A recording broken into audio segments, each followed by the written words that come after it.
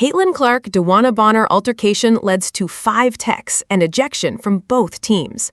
The Indiana Fever's 86-77 win over the Phoenix Mercury descended into chaos in the fourth quarter on Monday, June 22nd, resulting in 5 technical fouls and an ejection from both teams. As the Fever led to Mercury 73-54 with 7:57 remaining in the game, Fever guard Caitlin Clark and Mercury forward DeWanna Bonner got tangled up in the paint while jockeying for position. Clark was called for a personal foul, her 4th of the night, but tensions boiled over well after the whistle. Clark and Bonner exchanged words after the play. Bonner attempted to walk away, but Clark briefly followed before being intercepted by a referee. As officials attempted to de-escalate the situation, Mercury forward Alyssa Thomas and Fever forward Myisha Hines-Allen then got into a confrontation and had to be separated.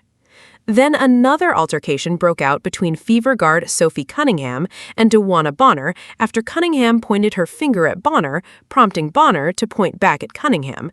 The two also had to be separated by officials and team personnel.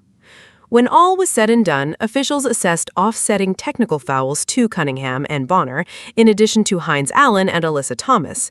Clark was also called for her 5th technical foul of the season for clapping, which she strongly disagreed with after the game.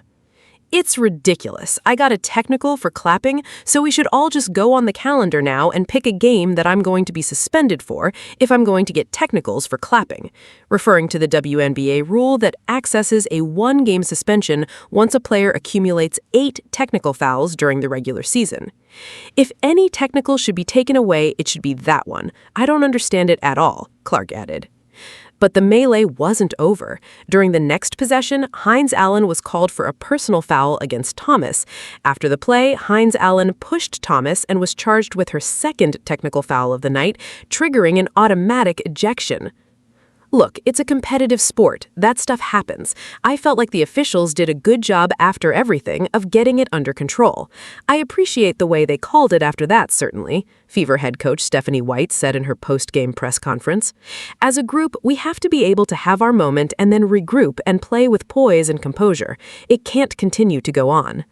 Phoenix head coach Nate Tibbetts didn't comment on the dust-up and instead said he's refocusing his team on Wednesday's matchup, where the Fever and Mercury will face off once again. "We've got a competitive group, a veteran group. They've been around us for a long time. They're not afraid of the smoke.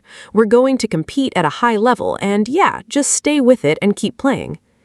DeWanna Bonner, fit, did not work out with Fever.